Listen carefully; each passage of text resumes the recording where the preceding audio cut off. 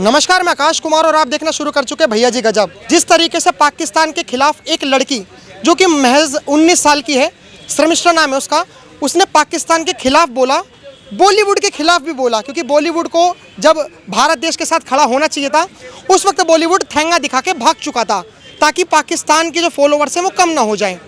पाकिस्तान के खिलाफ बोला, बॉलीवुड गैंग के खिलाफ बोला, और जो हमारे देश में पल रहे कुछ गद्दार हैं जो पाकिस्तान का समर्थन भारत देश में बैठकर करते हैं उसके खिलाफ भी बोला, और कुछ रिलीजियस टिप्पणी भी कर दी। तो उसके लिए बंगाल से हरियाणा में पुलिस आई और उसे गिरफ्तार करके ले गई।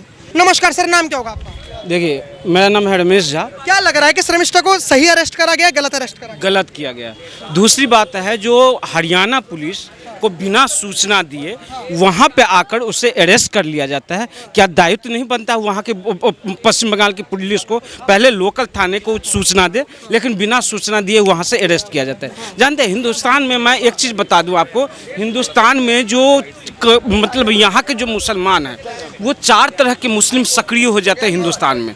4 तरह के मुसलमान, एक ऐसा मुस्लिम जो आकर गोली चलाता है, एक आकर गोली चलाता है, दूसरा ड्रामेबाजी करने के लिए मोमबत्ती जला देता है, तीसरा आकर कहता है आतंकवादी का कोई धर्म नहीं होता है, और चौथा मुसलमान आकर सक्रिय होता है, वो आकर कहता है क्या ये सब मोदी ने करवाया, मोदी ने करवाया। 4 तरह के मुसलमान हैं हिंदुस्तान में, इस बात को समझिए।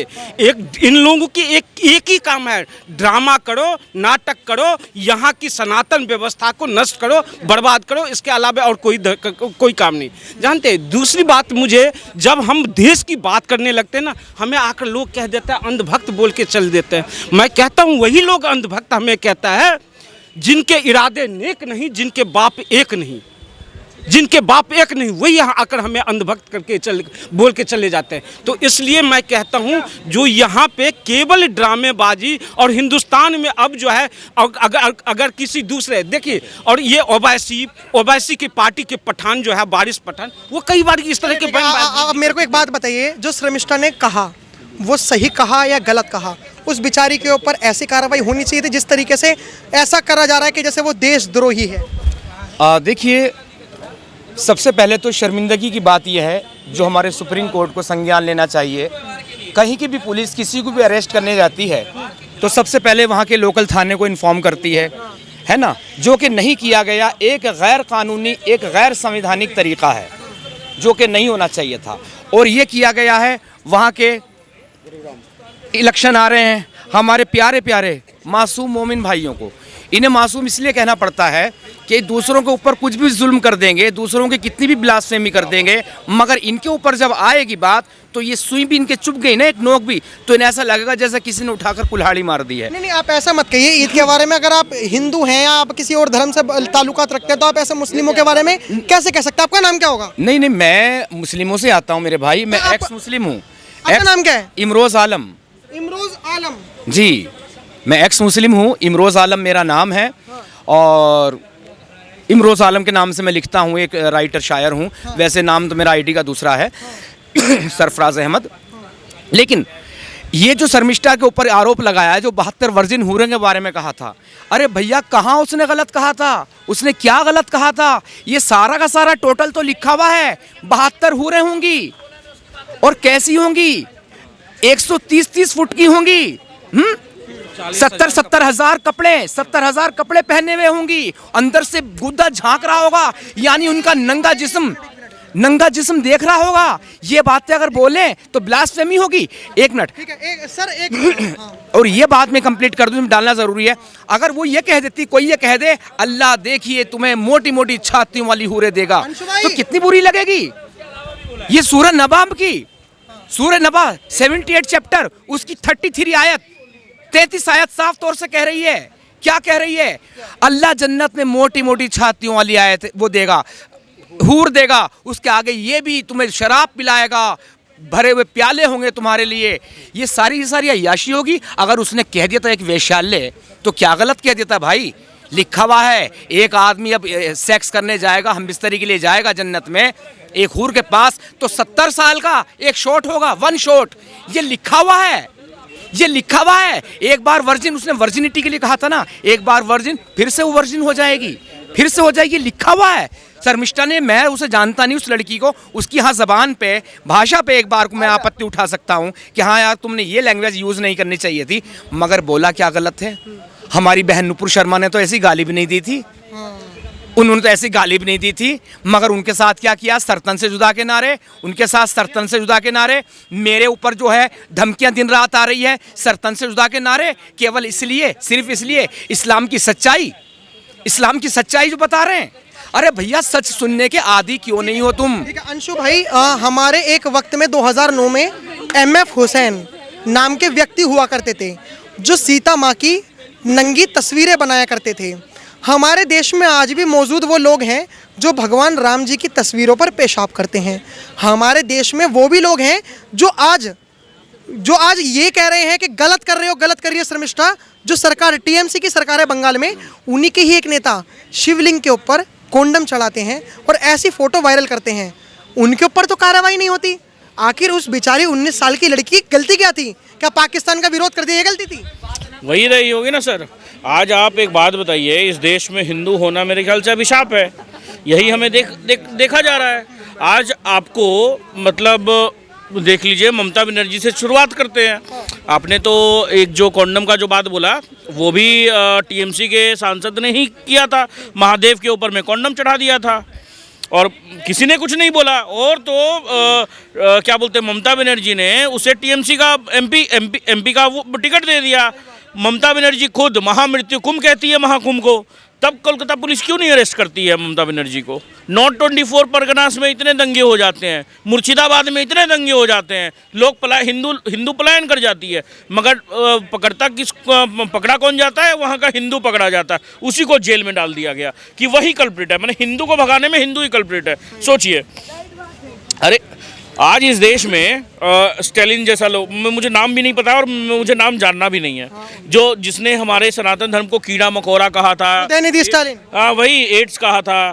तो यही सब चीज़ है ना सर कि इस देश में इसको क्या बोलते हैं, शर्मिष्ठा को अगर उसने कुछ गलती की भी, एक होता ना कि सर गलती किया और हमने ऊपर माफ़ी मांग लिया, उस लड़की ने गलती तो किया या जो भी है, मगर कोई गलती नहीं की। मगर नहीं सर, मैं वो नहीं बोल रहा हूँ, मैं एक बात बोल रहा हूँ कि अगर उसने गलती की भी या नहीं की, उसने सारी वीडियो डिलीट कर दी सर। एक ऊपर से अपॉलॉजी नहीं थी, वो ठीक है, मैंने पूरे मन से बोली कि नहीं मैं माफ़ी मांगती हूँ, ठीक है। उससे बड़ा और क्या चाहिए आपको? उससे बड़ा क्या चाहिए? मगर इसको प्रेरणा कौन दे रहा है? यही TMC पार्टी ही तो दे रही है, सयोनी घोष दे रही है, इन्हीं लोग तो प्रेरणा दे रही है सर। दरअसल ये है कि जहाँ भी इनके नंबर बढ़ जाएंगे ना, बंगाल में नंबर बहुत है, जहाँ भी इनके नंबर बढ़ जाएंगे ना, वहाँ यहाँ भाई के नारे लगाते हैं, वहाँ भाई के नारे नहीं लगते, वहाँ सरतन से जुदा के नारे लगते हैं। जहाँ भी इनकी तादाद बढ़ जाती है। एक बात बताओ, नारी शक्ति कहाँ चली गई? जो नारियों के लिए तो सवाल उठाते थे और उनकी पोस्ट पे क्या लिख रहे हैं कि इसको अभी यही काट दो, यही मौका है उसे काटने का। किसको काटने का?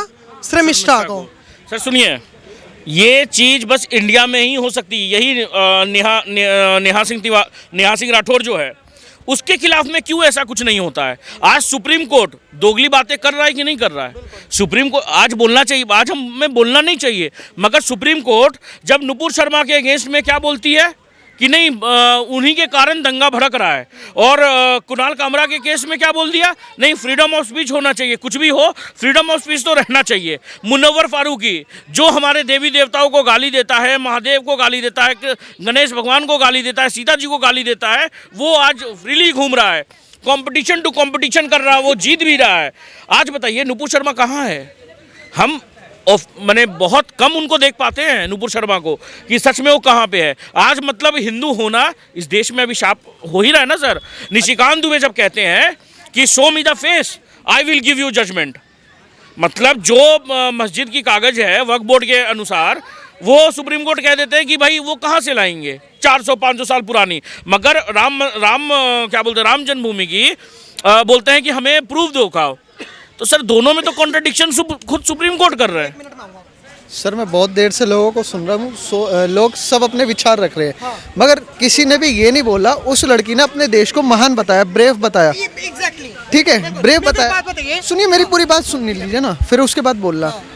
उसके ऊपर तो सबने केस कर दिया। उसके ऊपर मैं देख रहा हूँ सोशल मीडिया पे ऐसे ट्रेंड चला रहे हैं, हैशटैग चला रहे हैं, उसके सरतन से जुदा, गुस्ताख नबी की जो भी बोलते हैं, मोहम्मदन्स जो भी करते हैं, XYZ, मेरे को डजेंट मैटर कि क्या करते हैं क्या नहीं। मगर जो कि पाकिस्तान के झंडे उखाड़ रही थी लेडी से, जो लड़के उखाड़ रहे थे, जो ये कर रहे थे, ये जो कर रहे थे, इनके ऊपर FIR क्यों नहीं हुई? उनके ऊपर देशद्रोही का केस क्यों दर्ज नहीं हुआ? तब कहाँ गए थे कि मोहम्मदन? तब क्यों नहीं बोले कि मोहम्मदन कि हाँ इसने देशद्रोही, मतलब ये जो लोग हैं कि पाकिस्तान के झंडे उखाड़ रहे हैं, ये हटा रहे हैं, तो ये देशद्रोही हैं? तब तो कोई नहीं बोला। अब मैं तो कह रहा हूँ अगर बाई चांस कुछ इंडिया या पाकिस्तान में कोई कंट्रोवर्सी होती है और अगर दोबारा से रोड पे झंडे लगते हैं और कोई मोहम्मदन्स, लेडीज़ हो, जेंट्स हो या चाहे उनका बच्चा हो, अगर झंडा उठाएगा तो पहली FIR मैं कराऊंगा। भैया आज़ादी बता दो, आज़ादी कहाँ है? हम एक जब इमरजेंसी लगती है, कुछ भी लगता है, आर्टिकल 19 का हवाला देकर संविधान की बुकें पार्लियामेंट में लहराई जाती हैं। क्या उस लड़की के लिए संविधान नहीं है? और कहाँ चला गया मानवाधिकार? वही चीज मैं आपको बता रहा हूँ। आज हमें गाली देने का काम ये नीले कबूतर लोग भी आकर बौद्धिस्ट के नाम पे हमें गाली देते हैं, हमारी देवी देवता को गाली देने का काम करते हैं। और उसके बाद ये TMC के नेता और विपक्षी नेता हर कोई हमें गाली देने का काम करते हैं, हमारे सनातन व्यवस्था। तब भाई साहब, आप पत्रकार महोदय, तब मुझे दुख होता है। तो मैं कहता हूँ आपकी चैनल के माध्यम से, जो हिंदू सो चुका है उनको जगाने का काम आपके चैनल के माध्यम से करना चाहूँगा। मत चीख, अभी गहरी नींद सोया हूँ मैं। मत चीख, अभी गहरी नींद सोया हूँ मैं। अभी कश्मीर, केरल और बंगाल ही तो खोया हूँ मैं। आधे एशिया तक फैला था साम्राज्य मेरा, आधे एशिया तक फैला था साम्राज्य मेरा। इस मधुर मीठी नींद में जरा सा तो सोया हूँ मैं। 28 राज्य, 8 केंद्र शासित प्रदेश शेष बचे हुए, इनके लूटने तक नींद चैन सोया हूँ मैं। जी हिंदू हूँ मैं, अपनी स्वार्थ की चादर ओढ़ के सोया हूँ मैं। हम लोग अपनी स्वार्थ की चादर ओढ़ के सो चुके हैं, इन्हीं सोने के चक्कर में खोते जा रहे हैं, खो जाएंगे। इसलिए मैं आपकी चैनल के माध्यम से कहता हूँ, देश की जनता को जागरूक बनो, समझदार बनो। कौन तोड़ने की राजनीति कर रहा है, कौन तुम्हें बांटने की राजनीति कर रहा है, इस बात को समझो। मैं लास्ट एक बात कहना चाहूँगा। देखिए, अगर आप ब्लास्फेमी की बात करते हैं ना, ब्लास्फेमी की बात करते हैं, तो ये कुरान बैन हो जाना चाहिए भारत में। पूरी जिम्मेदारी से कह रहा हूँ, क्योंकि ये सबकी ब्लास्फेमी कर रहा है। कुरान चैप्टर सूरह अंबिया आयत 98 साफ तौर से क्या कह रही है, कुरान की क्या कह रही है? अब तक तो तुम सुनते होंगे ना, ये काफिर, ये मुशरिक, ये मुनाफिक, ये मुर्तद जहन्नुम में जाएंगे। लेकिन ऐसा ही नहीं, तुम ही जहन्नुम में जाओगे। सूरह अंबिया ये कह रही है 98 आयत में कि तुम ही नहीं, तुम्हारे सारे के सारे ईश्वर, भगवान, सब के सब जहन्नुम में जाएंगे, सब के सब जहन्नुम में जाएंगे। अब ये बताइए, इस बात पर कोई पूछने वाला नहीं है कि एक हिंदू पूछे मेरा राम, मेरा कृष्ण, मेरी पार्वती माँ, मेरा ये, मेरा वो, और अलग अलग धर्मों के बौद्धिस्ट पूछे हमारे गौतम बुद्धा, जैन पूछे हमारे महावीर स्वामी, वगैरह वगैरह, सबके सब ये भी जहन्नुम में जाएंगे हमारे साथ साथ। अब इससे बड़ी ब्लास्फेमी और क्या होगी, बस मैं इतना ही कहूँगा दोस्तों, इस लड़की का साथ दीजिए। ये जो हो रहा है देश में, अगर इस तरह साथ नहीं दिया जाएगा तो एक एक जिहादी के हौसले बढ़ते रहेंगे। कल उसकी बारी थी और कल मेरी बारी हो जाएगी। बस इतना ही कहूँगा। जय हिंद। और एक शेर सुनाना चाहूँगा लास्ट, जो एक शेर है, इन्होंने भाई ने एक कविता कही, तो मेरा अपना शेर है कि जैसा भी अच्छा बुरा समझो बज़ाहिर ठीक हूँ, जैसा भी अच्छा बुरा समझो बज़ाहिर ठीक हूँ, यार तुम जैसे मुसलमानों से काफिर ठीक हूँ। जय हिंद, वंदे मातरम। जिस तरीके से श्रमिष्ठा का समर्थन करने के लिए ये एक्स मुस्लिम हो या फिर चाहे ये जो वीडियोस में बने रहते हैं, वायरल रहते हैं, ये श्रमिष्ठा के साथ हैं। और इनका सवाल बस एक ही है कि अगर श्रमिष्ठा ने गलत कहा है तो उन लोगों को जेल क्यों नहीं हो रही, जो TMC के सांसद हैं, TMC के नेता हैं, और वो भगवानों के ऊपर आपत्तिजनक टिप्पणी करते हैं, उनकी फोटो को अश्लीलता के साथ दिखाते हैं। आप क्या राय रखते हैं, मैं कमेंट बॉक्स में जरूर बताएं। देखते रहे भैया जी गजब। धन्यवाद। जय हिंद।